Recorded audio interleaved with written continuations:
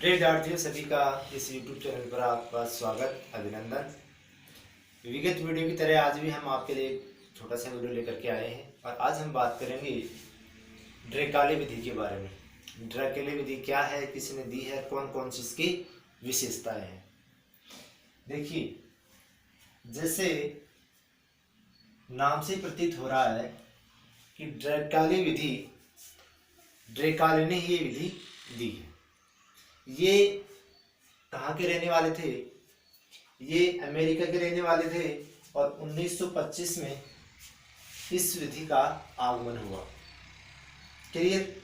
अब आपको थोड़ा सा ये ध्यान रखना है कि ड्रेकाले विधि जब भी आपके दिमाग में प्रश्न आए तो यह मंद बुद्धि बालकों के लिए, यह आपके ध्यान में होना चाहिए कि ड्रेकाले विधि किन बालकों के लिए होती है।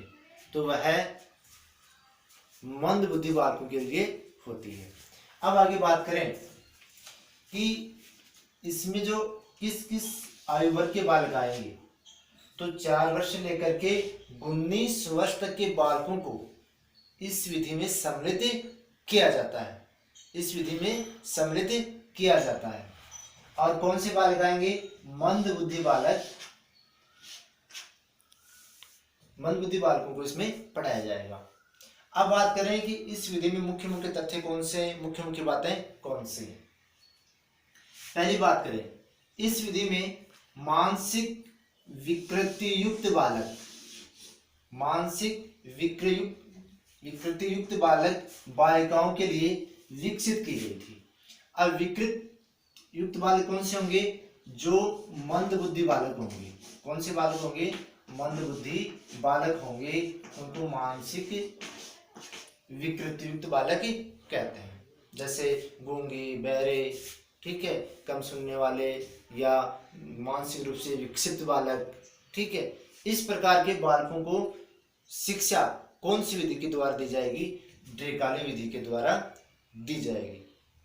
दूसरी बात करें, इस विधि में बालकों की रुचि, क्रियाओं, व्यक्तिगत विभिन्नताओं, सामाजिक जीवन को दृष्टिगत रख करके शिक्षण कार्य करवाना। देखिए, ये विधि ये कहती है कि जो मंद बुद्धि बालक होते हैं उन बालकों में किस विषय में उनकी रुचि है, कौन सी क्रियाएं उनके अनुकूल है।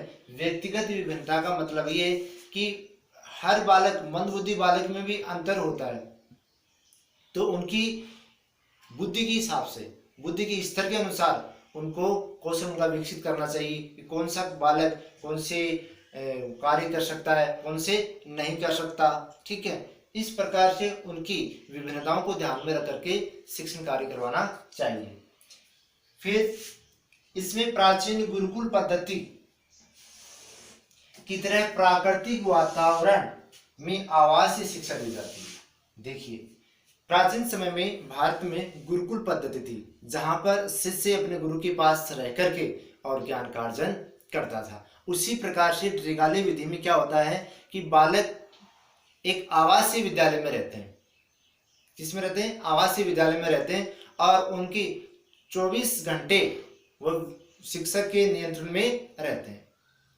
अब ये कहा जाता है कि जो ड्रेकाले विधि है, यह विधि या इस विधि ने सर्वप्रथम जो आवासीय विद्यालय का प्रारूप निश्चित किया, या हम ये कह सकते हैं कि आवासीय विद्यालयों का आविर्भाव कौन सी विधि की देन मानी जाती है। तो हमें ध्यान रखना कि ड्रेकाले विधि ही एक आवासीय विद्यालय विधि है। विश्व में आवासीय विद्यालय की शुरुआत इस योजना से हुई। यह भी हमें ध्यान रखना है कि आवासीय विद्यालय की शुरुआत कौन सी विधि से मानी जाती है। तो हमें याद रखना है ड्रेकाले विधि के द्वारा आवासीय विद्यालय का आगमन हुआ। फिर बात करें, वर्तमान में मूक बधिर एवं मंद बुद्धि विद्यालयों में इसी योजना के आधार पर शिक्षा दी जाती है कि वर्तमान में जिस विद्यालय में मंद बुद्धि बालक होंगे, उन मंद बुद्धि बालकों को ड्रेकाले विधि के अनुसार ही उनके लिए योजनाएं बनाई जाएंगी। अब विशेष प्रकार की इनके लिए एक समय सारणी बनाई जाती है, क्योंकि बालक मंदबुद्धि बालक हैं तो उनकी योग्यताओं के आधार पर, रुचि के आधार पर ही उनके लिए एक समय सारणी बनाई जाती है। समय सारणी में क्या है, जैसे कि जब प्रातःकाल का समय होता है, प्रातःकाल के समय इन बालकों को भाषा से संबंधित ज्ञान करवाया जाता है, इनसे संबंधित भाषा से संबंधित ज्ञान करवाया जाता है, या हम कह सकते हैं कि भाषा की शिक्षा दी जाती है। किसकी शिक्षा दी जाती है? भाषा की शिक्षा दी जाती है। द्विकालीन विधि में मंदबुद्धि बालकों के लिए एक विशेष प्रकार की समय सारणी बनाई जाती है। उस समय सारणी में प्रातःकाल बालकों को भाषा से संबंधित शिक्षा दी जाती है, और जब शाम का समय हो जाता है या सायंकाल का समय हो जाता है, उस समय बालकों को कौन सी शिक्षा दी जाती है? तो द्विकालीन विधि ये कहती है कि उन बालकों को शाम के समय एक तो खेल खिलाना चाहिए। क्या खिलाना चाहिए? खेल।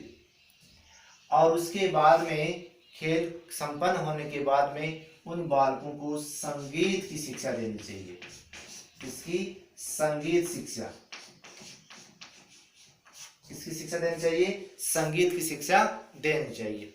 ये सामान्य बातें द्विकालीन विधि के अंतर्गत आती है।